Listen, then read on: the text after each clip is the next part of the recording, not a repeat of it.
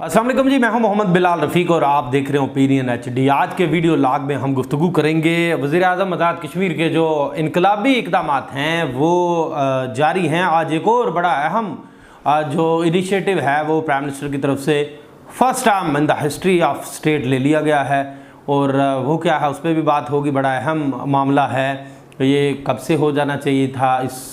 इस मामले के होने से रियासत को सालाना करोड़ों रुपए का फ़ायदा होगा। और दूसरा मौजू होगा जी, आज दारुल हुकूमत है जो आज़ाद कश्मीर का मुज़फ़्फ़राबाद, इस यानी रियासती दारुल हुकूमत में जो क्रश मालकान हैं, शवाई नाला है एक वहाँ पे, उसके जो मालकान हैं उन्होंने अपनी रियासत कायम कर ली और वो जो मादनियात का महकमा आज़ाद जम्मू कश्मीर का, उसके अफसरान और मुलाजमीन को मादनियात का जो रकबा है या जो जिस डिपार्टमेंट की ज़िम्मेदारी है, जो कस्टोडियन है इन मामलात का, उसको वहाँ नहीं जाने दे रहे। वो जो वहाँ पे जिन्होंने लीज़ ले रखी है और बड़े बासर लोग हैं, इस पर भी वज़ीर आज़म को फौरी नोटिस लेना चाहिए कि रियासती जो मादनियात हैं इनका चूँकि ज़िया हो रहा है और इसमें मुख्तलिफ़ महकमों के लोग भी इन्वॉल्व हैं। ये भी बहुत बड़ा मामला है, इस पर भी गुफ्तगू होगी। बाकायदा से आगाज़ करता हूँ मैं वीडियो लॉग का। ये वज़ीर आज़म आज़ाद कश्मीर के जो इनकलाबी इक़दामात हैं उनका सिलसिला जारी उसारी है और वज़ीर आज़म कभी चौके तो कभी छक्के मार रहे हैं। एक और छक्का आज सामने आ गया है और ख़ासा सराहा जा रहा है। गुज़िश्ता व्लॉग में मैंने जिक्र किया था, प्राइम मिनिस्टर ने नई गाड़ियों की ख़रीदारी समेत दीगर अहम मामलात थे जो उस पर पाबंदी लगा दी थी, फजूलियात थी जो उन पर पाबंदी आयद की थी, जिस पे सोशल मीडिया सार्फिन समेत रियासती शहरियों ने प्राइम मिनिस्टर के उन इनिशिएटिव्स को खासा सराहा था। आज एक और जो मामला वो ये आया सामने कि सरकारी दफातर में जो इलेक्ट्रिसिटी बिजली के इस्तेमाल की निस्बत इजरा शुदा हदायत पॉलिसी पर अमल दरामद, और इसके अलावा जो है मामला है वो सरकारी दफातर में AC पर मुकम्मल पाबंदी का है। आपने भी देखा, मैंने भी देखा, हर शख्स ने देखा कि रियासत के अंदर जो सरकारी अफसरान हैं उनके घरों में भी तो AC होते ही हैं, बिजली भी चोरी होती है, लेकिन साथ ही साथ जो सरकारी दफातर हैं साहब के जाने से 2-2 घंटे पहले ही AC ऑन कर दिया जाता है। साहब ने दफ्तर आना है या नहीं आना, वो AC ऑन रहेगा। उसका सारा लोड है जो उसके जो उस AC के चलने का लोड है वो आप पे, मुझ पे या मेरे और आपके दिए हुए टैक्सेस की वजह से जो रियासत को बचत तो नहीं उस पर पड़ जाता है। कोई बिजली का हिसाब किताब नहीं है इन सरकारी दफ्तरों के अंदर के कोई किसी को बिल ही नहीं देना जी, सरकारी बिजली है, क्यों भाई मुफ्त आती है सरकारी बिजली। किसी ने आज तक इस अहम मामले की तरफ ना तवज्जो दी और ये बहुत बड़े पैमाने की, जो इसको भी करप्शन ही कह लीजिए, ये एक अरसे से चल रही थी और एयर कंडीशन चल रहे हैं दफ्तरों के अंदर। और फिर जनाब साहब आएँ या ना आएँ, अगर आएँ भी हैं तो 2-2 AC चल रहे हैं, एक AC चल रहा है। ये अब आप लोगों की ज़िम्मेदारी है। मैं समझता हूँ कि जहाँ जहाँ इस पाबंदी के बावजूद जिन दफ्तरों के अंदर AC इस्तेमाल हो रहे हों उनकी तस्वीरें बनाएं और प्राइम मिनिस्टर हाउस में भेजें। इस पर बढ़ चुके मामला बड़ा अशद ज़रूरी है जो इस नोटिफिकेशन पे लिखा हुआ है, तो इस पर अब अमल दरामद होना चाहिए। ये बड़ा अच्छा इनिशिएटिव है। इसके अलावा बिजली के बिलों के हवाले से था कि जो सरकारी दफ्तरों के बिजली के बिल ये होता था जी, फिक्स यूनिट्स आ रही हैं, जो चल रहा है, बकाए चल रहे हैं ख़जाने में, आपस में महकमों के बकाया जात की जो तफसीलात शेयर हो रही होती थी। अब ये मामला भी प्राइम मिनिस्टर हाउस को रिपोर्ट किया जाएगा। बाज़ महकमों के अंदर तो मीटर ही नहीं है और अगर हैं तो वो ख़राब हैं, उनको ठीक करने के लिए भी कहा गया। लेकिन ये अच्छा इक़दाम है। लेकिन इसके अलावा बिजली चोरी भी बहुत बड़ा मसला है। वज़ीर आज़म साहब इस तरफ भी आइए। बिजली चोरी की वजह से रियासत को सालाना करोड़ों नहीं बल्कि अरबों रुपए का नुकसान बर्दाश्त करना पड़ता है। महकमा बरक़ियात के बेशतर इलाकों के अंदर जो मुलाजमीन हैं वो मिले होते हैं लोगों के साथ, वो सार्फिन के साथ मिले होते हैं, उनसे फ़िक्स पैसे लेते हैं और उन्हें महीने का जनाब डाल देते हैं फ़िक्स बिल। बाज़ घरों को मैं जानता हूँ, इलाकों को मैं जानता हूँ जहाँ पे लाइनमैन्स, जहाँ पे मीटर रीडर्स या दीगर जो महकमों के महकमा बरक़ियात के ज़िम्मेदारान हैं उन्होंने अपनी मंथलियाँ तय की हुई हैं और बिजली के बिल किसी घर का 3 ACयों के साथ 2,000-5,000 रुपये बार ले लेते हैं एक घर से।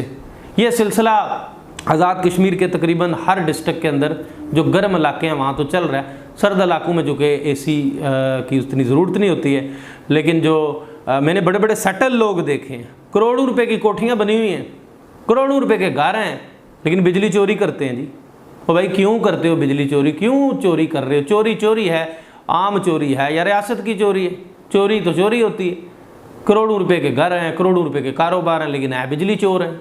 इस तरफ भी वज़ीर आज़म साहब ज़रा नोटिस लीजिएगा। ये मामला जो आपने ये अशद ज़रूरी वाला मामला किया, ये मेरा ख्याल है इससे थोड़ा सा ज़्यादा अशद ज़रूरी है, क्योंकि इसमें बड़ी चोरी इन्वॉल्व है, महकमा इन्वॉल्व है, और लाइन लाइसेंस शो करके हमेशा इस मामले से हर साल महकमा बरीउल-ज़िम्मा हो जाता है। और जो ईमानदार अफसरान है महकमा बरक़ियात के अंदर, वो कैसे नौकरियां कर रहे हैं, ये भी ज़रा उनको बुला के पूछ लीजिए कि वो किस किस्म के करब में मुब्तला है। अब रियासत में करप्शन जो चूँकि है ना बड़ा ईजी समझा जा रहा है। रियासत में करप्शन उस तरह का जुर्म तस्वर नहीं किया जा रहा है जिस तरह से करप्शन का साथ ना देने वालों के साथ होता है। बहरहाल बहुत अच्छे इक़दाम हैं प्राइम मिनिस्टर आज़ाद कश्मीर के। रियासती अवाम भी इनको कदर की निगाह से देखती है और खराज तहसीन पेश करती है प्राइम मिनिस्टर को और उनके साथ इस किस्म के इनिशिएटिव्स लेने वाले और उन्हें सपोर्ट करने वालों को।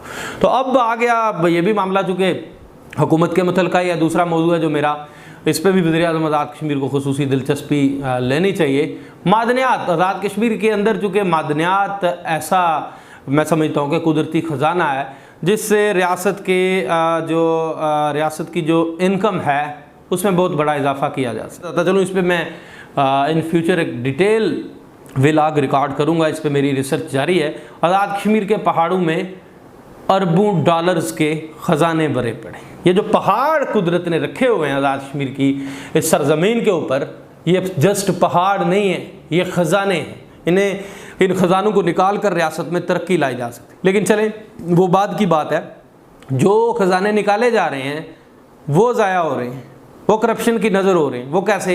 अब आपको बताता चलूँ कि दारुल हुकूमत मुज़फ़्फ़राबाद में एक इलाका है, एरिया है शवाई नाला, उसकी लीज़ थी जो पहले ये बड़े बासर लोग बताए जाते हैं इनके बारे में, चूँकि आपको माजी करीब में याद होगा कि सुप्रीम कोर्ट ऑफ आज़ाद जम्मू कश्मीर के जो चीफ जस्टिस हैं जनाब जस्टिस राजा सईद अकरम खान साहब, उन्होंने नोटिस लिया था आज़ाद कश्मीर में जो कोई इस तरह से लीज़ टैक्सेस जमा नहीं किए जाते थे, ये जो लीज़ें थी, जो क्रैश प्लांट्स थे, इनके हवाले से खासा सख्त उनका कई माह तक ये केस जो था वो आज़ाद जम्मू कश्मीर की सुप्रीम कोर्ट में ज़ेर कार रहा, शायद अब भी हो।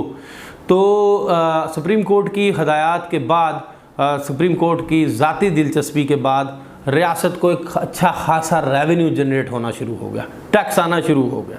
अब दारुल हुकूमत मुज़फ़्फ़राबाद में एक शवाई नाले में एक लीज़ दी गई है 3 साल के लिए चंद माह कबल, और उन लीज़ होल्डर्स के बारे में माजी में भी महकमे ने लिखा था कि वो गैर कानूनी तौर पर क्रशिंग में जो है ना वो मुलव्वस हैं, वो रियासत को नुकसान पहुंचा रहे, और उनके रिकवरी थी जो उनके ज़िम्मे वो करोड़ों रुपए की डाली गई थी महकमा मादनियात की तरफ से।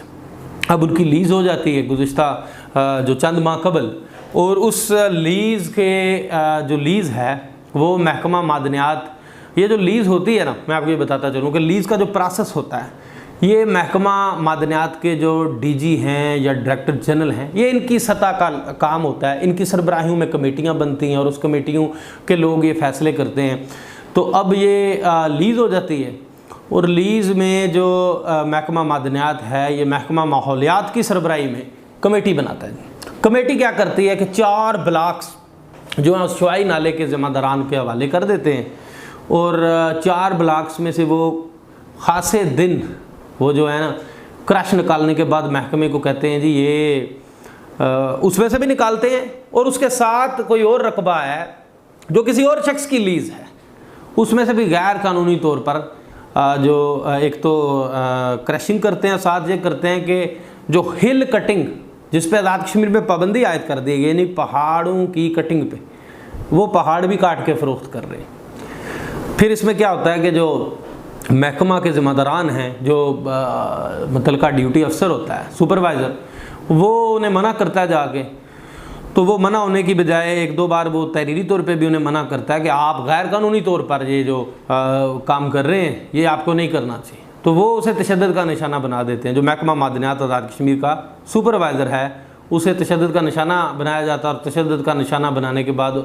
महकमा मादनियात की मदईयत में मुकदमा दर्ज हो जाता है 3 अफराद के ख़िलाफ़, और 3 अफराद के ख़िलाफ़ जो मुकदमा होता है तो उसके बाद फिर क्या होता है कि उन्हें महकमा मादनियात भी ना तो कानून के कटहरे में उस तरह से ला पाता है, ना ही दोबारा से उस फील्ड के अंदर जा पाता है। वो लोग थ्रेट दे रहे हैं महकमा मादनियात को कि आपके लिए रियासत के अंदर ये इलाका रियासत के उस मुतलका महकमे के लिए जिसकी जिम्मेदारी है इस चीज़ को मॉनिटर करना, उसके लिए नो गो एरिया है। इट्स मीन कि रियासत के अंदर इन लोगों ने अपनी नई रियासत खड़ी कर ली है और इन्हें ना रियासत के कवानीन का खौफ है, ना किसी अदारे का खौफ है, और उन्होंने महकमे को डरा धमका कर रखा हो। अब फिर आगे क्या होता है जी, FIR तो दर्ज हो जाती। मैं आपको ये भी बताता चलूँ कि 17 जून 2023 को डायरेक्टर जनरल महकमा मादनियाती वसाइल को जो ज़हीर अहमद खान साहब हैं, incharge monitoring crush plants lease जो एरिया है शवाई का, वो मॉनिटरिंग रिपोर्ट में बताते हैं कि हमने टीम के हमरा जो शवाई एरिया का विज़िट किया, मौका पर messrs Tanveer Awan crush plant की जो एक्सीवेटर मशीन है सर इकबाल अवान की लीज एरिया से मटीरियल निकास कर रही है। राकम के बार बार मना करने के बावजूद भी वो गैर कानूनी तौर पर लीज एरिया से मटीरियल निकास करने से बाज नहीं आ रहे। मौका पर मिस्टर आमर अवान और शबीर अवान भी मौजूद थे और वो अपने जो हैं मंजूर शुदा एरिया से मटीरियल निकास करने से इनकार कर रहे हैं। अच्छा जी, सुप्रीम कोर्ट के अहकामात की रोशनी में अब महकमा मादनियात ने महकमा माहौलियात की सरबराही में, जैसे मैंने पहले बता दिया आपको कि ये लीज़ 3 साल के लिए दे दी इनको, और 4 ब्लॉक्स वाला मामला मैंने आपको बताया है। अब स्टाफ को तशद्दुद का निशाना तो बना दिया गया, लेकिन इनके खिलाफ कार्रवाई नहीं हुई। अब महकमा मादनियात की एक और रिपोर्ट के मुताबिक शवाई नाला के लीज होल्डर्स ने फील्ड स्टाफ को भी साथ मिला लिया है और शवाई से जो निकासी होने वाली तफसीलात हैं, यानी जो कितना पत्थर निकल रहा है, कितने पहाड़ काट रहे हैं, वो रिपोर्ट भी सामने नहीं आ पा रही है। यानी एक तो दूसरे की ज़मीन से निकाला जा रहा है, दूसरा पहाड़ काटे जा रहे हैं, तीसरा जो मुतलका जितनी लीज है उसमें काम नहीं किया जा रहा है, और चौथा कितना मटेरियल निकाला जा रहा है इसकी रिपोर्ट दफ्तर तक नहीं आने दी जा रही, मुतलका हुकाम तक नहीं आने दी जा रही है, ताकि जो फैक्ट एंड फिगर पे रिपोर्ट बने और उन पे जो टैक्सेस आयद हों, जो पैसे रियासत के ख़जाने में आने चाहिए वो नहीं आ पा रहे। ये बहुत बड़ा घोटाला हो रहा है उस इलाके के अंदर। लेकिन मैं हैरान हूँ कि इस पर अभी तक अदारे क्यों अपनी आंखें बंद करके अदारों ने रखी हुई हैं और इन के ख़िलाफ़ अभी तक कार्रवाई क्यों अमल में नहीं लाई जा रही। अब ये पहाड़ भी काट काट के फ़रोख्त कर रहे हैं। अच्छा, इसके अलावा चूँकि जो फैक्ट एंड फाइंडिंग रिपोर्ट है उसकी रोशनी में हिल कटिंग पर मुकम्मल पाबंदी है आज़ाद कश्मीर के अंदर। अब ज़रा ये भी कह रहे हैं कि शवाई में काम करने वाले जो लीज होल्डर्स को महकमा माहौलियात के एक आला अफसर की आशीर्वाद भी हासिल है। यानी अब वो क्या कहते हैं, अपने ही गिराते हैं नशेमन पे बिजली। और ये रियासती ख़जाना है, ये सरकारी अफसरान जो जिन चीज़ों में मुलव्वस हैं, इन्हें मैं समझता हूँ कि स्पेशल पावर एक्ट के तहत नौकरियों से बर्खास्त करके घरों में भेजना चाहिए। ये रियासती मादनियात हैं, इनका एक तो चोरी वैसे गुनाह है, लेकिन मादनियात की जो चोरी करवा रहे हैं ये साथ होकर कुदरती ज़खायर हैं और रियासत को चंद हज़ार रुपये ख़जाने में जमा करवा रहे हैं, अपनी जेबें भर रहे हैं। कब तक ये चलेगा? रियासत को बेहतर होने दीजिए। अब एक और इसमें आता है जी, एक तो बकाया जात रिकवरी थी, एक और अलमिया देखिए, करोड़ों रुपए की रिकवरी इनके ज़िम्मे, ये जिनको लीज दी गई है, और वो करोड़ों रुपए रिकवर नहीं किए महकमे ने और इनको एक और लीज जारी कर दी, और उसके भी वो जो एग्जैक्ट फिगर बनते हैं वो भी नहीं बनने दे रहे हैं। इस पर महकमा भी एक लेटर लिखता है अपने स्टाफ, फील्ड स्टाफ को, भाई ये रिपोर्ट आपने पेश करनी थी कि वहाँ से कितना जो है माल पानी निकल रहा है, वो जमा करवाएं महकमे के अंदर। वो रिपोर्ट आप जमा करवाने के पाबंद हो, फील्ड जो उनका फील्ड ऑफिसर है वो रिपोर्ट ही नहीं जमा करवा रहा महकमे को। अब आगे आइए, इंचार्ज जो है नाज़िम जो मादनी वसाइल, वो 7/7/2023 को तनवीर अवान नामी शख्स को जो हैं उन्होंने गैर कानूनी निकासी करने पर एक तहरीरी नोटिस भिजवाया कि आप मंजूर शुदा रकबा से हटकर मटीरियल उठाने और हिल कटिंग करवा रहे हैं। अच्छा, अब लीज होल्डर इस कदर ताकतवर बन चुका है कि रियासत के अंदर नई रियासत बना के बैठा हुआ है। और अब इस सारे मामले में आपको बताता चलूँ कि महकमों का जो है ये चीज़ें महकमों के ईमानदार अफसरान ने सामने लाई, जो मैंने आपके साथ शेयर की, जो मेरे मुझ तक ये मैंने मालूमात जो इकट्ठी की हैं कि आखिर रियासती जो वसाइल हैं ने क्यों नोच नोच कर खाया जा रहा है। तो ये जो लीज होल्डर्स होते हैं ना, इनको सियासी रहनुमाओं की भी बड़ी पुष्टपनाही हासिल होती है। ये सरकारी मुलाजमीन को बड़ा दबा कर रखने की कोशिश करते हैं।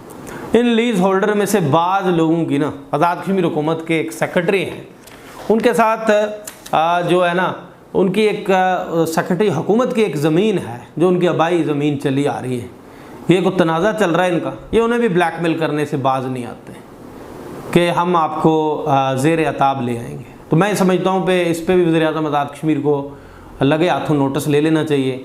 और एक तो पहाड़ों को कटिंग से बचाना चाहिए, दूसरा जो टैक्सेस हैं रियासती ख़जाने में जमा होने चाहिए वो उन लीज होल्डर्स की जेबों में जा रहे हैं और सरकारी अफसरान की जेबों में जा रहे हैं, इनका भी एहतसाब होना चाहिए कड़े किस्म का। और तीसरा ये है कि जिनकी जो लीज़ है वो उस पर काम करें और साथ ही साथ महकमे के उस ईमानदार फील्ड अफसर को बेइंसाफ़ मिलना चाहिए जिसे इन्होंने उस एक तो अब महकमे को वहाँ जाने नहीं देते हैं ये लोग, महकमे के ज़िम्मेदारान को धमकियाँ देते हैं, दूसरा जिसको इन्होंने तशद्दुद का निशाना बनाया उसे भी इंसाफ मिलना चाहिए। इसी के साथ मुझे नए वीडियो लाग तक के लिए दीजिए इजाज़त। अल्लाह हाफ़िज़।